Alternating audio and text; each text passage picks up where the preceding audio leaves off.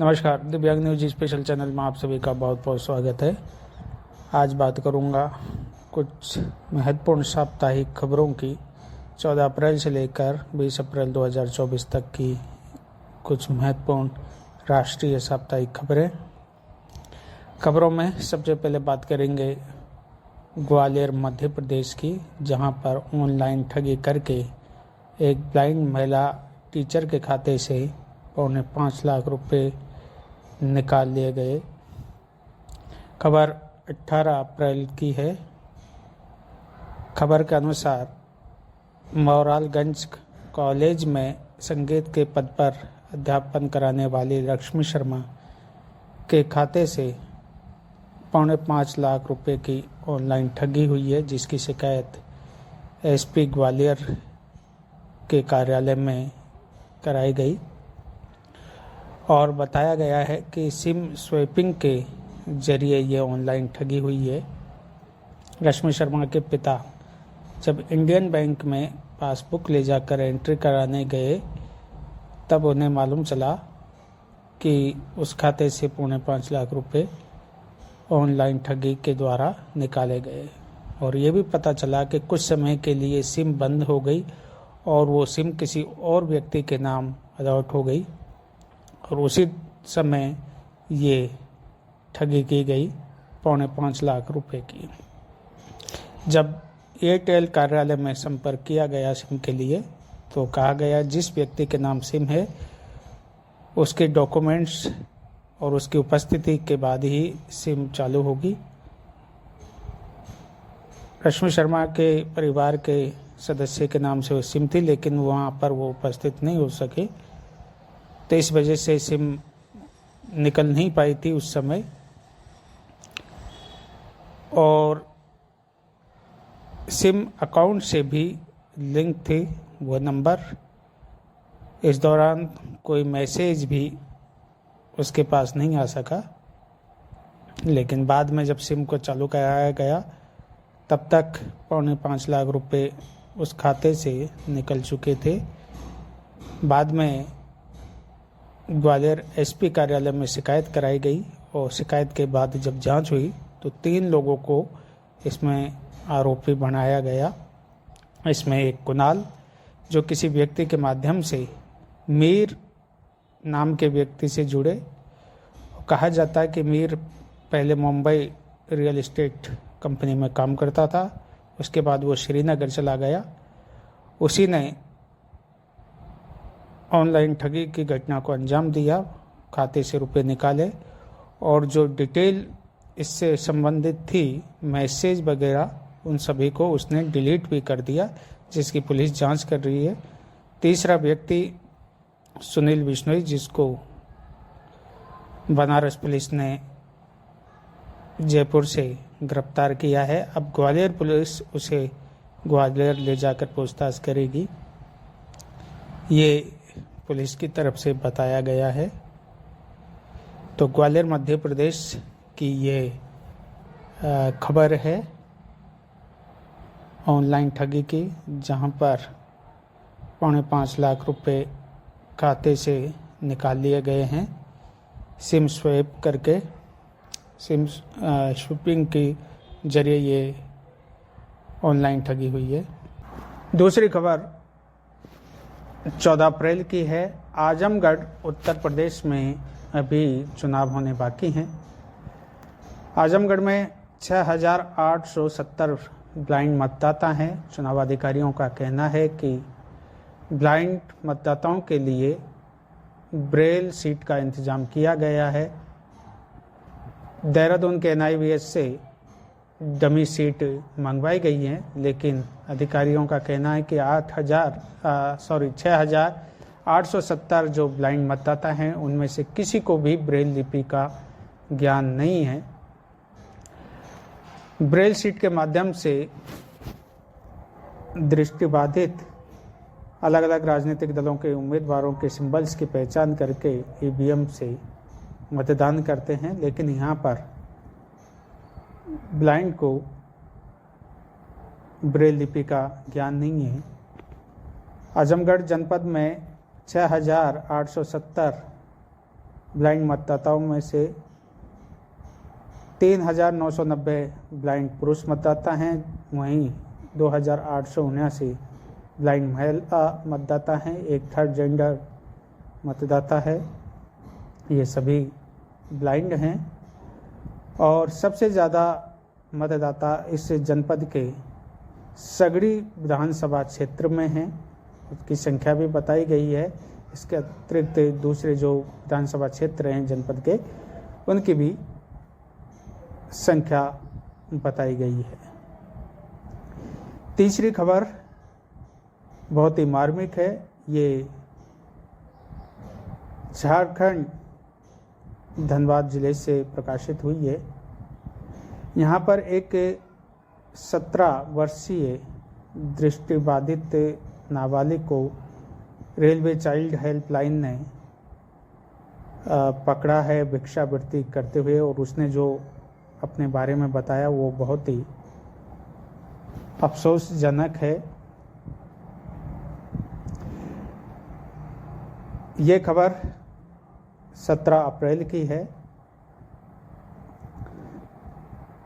17 वर्षीय दृष्टिबाधित नाबालिग वेस्ट बंगाल के आसनसोल के गेंडवा का रहने वाला है और इसे इसकी माता ने घर से निकाल दिया था। बच्चे ने चाइल्ड हेल्पलाइन टीम को बताया कि उसके पिता की मृत्यु हो चुकी है। वो अपनी माता के साथ रह रहा था, लेकिन माता किसी दूसरे व्यक्ति के साथ रहती थी जो शराब पीता था। एक दिन उसकी माता ने उसे घर से निकाल दिया और वो ट्रेन में बैठकर झारखंड के धनबाद पहुंच गया और वहां पर वो भिक्षा मांगकर अपना जीवन चलाने लगा। जब इस खबर के इसके बारे में पुलिस को जानकारी मिली तो उसने चाइल्ड हेल्पलाइन को सूचना दी। चाइल्ड हेल्पलाइन ने प्रयास करके धनबाद जिले के रेलवे स्टेशन से इस बच्चे को पकड़ा। उसके बाद CWC के आदेश मिलने के बाद बच्चे को मिशनरी ऑफ चैरिटी को सौंपा गया, वहाँ पर रखा गया। लेकिन दुर्भाग्य की बात थी कि चाइल्ड हेल्पलाइन टीम के पास भी बच्चे के लिए सुविधा नहीं थी रखने की। हालांकि 24 घंटे उसे रखा, उसके बाद में मिशनरी चैरिटी को सौंपा गया। वहाँ पर भी ब्लाइंड के लिए सुविधाएं उपलब्ध नहीं थी। CWC के अध्यक्ष उत्तम कुमार का कहना है कि पुलिस से वेस्ट बंगाल पुलिस से संपर्क किया जा रहा है ताकि बच्चे को सुरक्षित रूप से वेस्ट बंगाल के आसनसोल भेजा जा सके और उसे स्थायी तौर पे रखा जा सके। ये खबर जो है झारखंड धनबाद से प्रकाशित हुई है। आसनसोल का रहने वाला ये बच्चा है। हालांकि मैं व्यक्तिगत रूप से वेस्ट बंगाल के दिव्यांगों की बात करूं तो वहाँ पर स्थिति बहुत अच्छी नहीं है। मैं स्वयं भी 2019 में वेस्ट बंगाल गया था और कई दिन वहाँ पर रहा था। कलकत्ता से लेकर 24 परगना जिले तक की मैंने यात्रा की और काफ़ी दिव्यांगों से मिलना हुआ, जिसमें से भारी संख्या में भिक्षावृत्ति में लगे हुए थे, भिक्षावृत्ति के लिए मजबूर थे। इसलिए वहाँ के हालात दिव्यांगों के लिए बहुत अच्छे नहीं हैं। एक खबर भी 2022 में प्रकाशित हुई थी और उस खबर के अनुसार हजारों लाखों दिव्यांगों में से केवल 900 के ही UDID कार्ड बने हैं। उस खबर के अनुसार ये 2022 की खबर थी।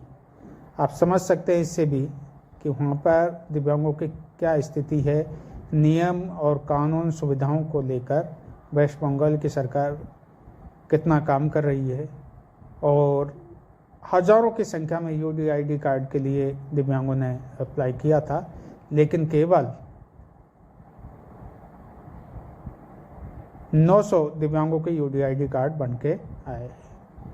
और ये केवल स्टेट गवर्नमेंट की ही नहीं, सेंट्रल गवर्नमेंट की भी इसमें कमी है, क्योंकि हम कानूनी रूप से देखें तो RPWD एक्ट सेंट्रल गवर्नमेंट के नियंत्रण में आता है, संघीय सूची का मामला है, जबकि विकलांगता राज्य सूची का मामला है। मैं इसका पहले भी जिक्र कर चुका हूँ और इसीलिए वेस्ट बंगाल में दिव्यांगों की स्थिति अच्छी नहीं है। वहाँ की सरकार एक तरह से नकारा साबित हुई है दिव्यांगों के मामले में। अगली खबर की भी बात करते हैं। ये गोवा से प्रकाशित हुई है। गोवा में सीबीएसई बोर्ड माध्यमिक बोर्ड के एग्ज़ाम हुए और 100% दृष्टिबाधित ने इस बार बिना किसी राइटर के, श्रुति लेखक के एग्ज़ाम के समय प्रश्न पत्र पढ़वाकर कंप्यूटर के माध्यम से, सॉफ्टवेयर के माध्यम से प्रश्नों के उत्तर लिखा और ये स्टूडेंट जिसका नाम है साइस गोथंकर, जो कि Santa cruise high secondary school में अध्ययनरत है और इसने पहली बार कंप्यूटर के माध्यम से एग्ज़ाम दिया है, राइटर की सहायता नहीं ली है। छात्र ने 2020 में national association for the blind यानी नेब ने एक कंप्यूटर प्रशिक्षण का कार्यक्रम कर्नाटक में चलाया था और यहाँ से काफ़ी छात्रों ने कंप्यूटर प्रशिक्षण प्राप्त किया और अब वो प्रशिक्षण काम आ रहा है। जब बोर्ड एग्ज़ाम हुए हैं उसमें छात्रों ने कंप्यूटर के माध्यम से अपना प्रश्न पत्र हल किया है। सॉफ्टवेयर की सहायता से प्रश्नों के उत्तर सुनने के बाद में उत्तर लिखा है। छात्रों ने कंप्यूटर प्रशिक्षण के साथ साथ किस तरह से वो अध्ययन करते हैं, कितने घंटे पढ़ते हैं, ये भी बताया। संगीत में क्या कुछ सीखा है इसके विषय में भी बात की है। साइस गौथंकर के अतिरिक्त दूसरे छात्रों से भी एक अंग्रेजी समाचार पत्र के संवाददाता ने बात की थी और जिस छात्र ने कंप्यूटर के माध्यम से परीक्षा दी है वो 100% ब्लाइंड है और बिना किसी राइटर की सहायता से ये परीक्षा दी थी। अगली खबर की बात करते हैं। यूपीएससी एग्ज़ाम के बाद में रिजल्ट जारी हुआ है और 2 दिव्यांग महिलाओं ने इसमें एक अच्छी रैंक प्राप्त करके यूपीएससी एग्ज़ाम क्लियर किया है।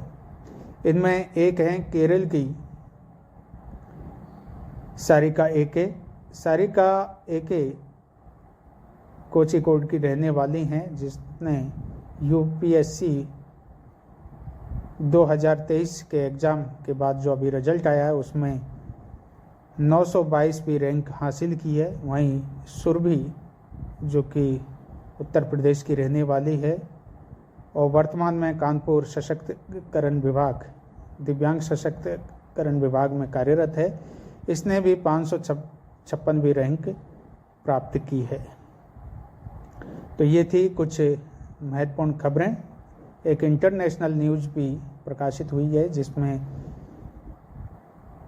पॉप सेकंड ने पूरी दुनिया से अपील की है कि दिव्यांगों के साथ भेदभाव नहीं किया जाए और दिव्यांगों की यानी डिसेबिलिटी वाले लोगों की अधिक से अधिक मदद की जाए, सहायता की जाए। इसके लिए पूरी दुनिया के लोगों से पॉप सेकंड ने वेटिकन सिटी से अपील की है।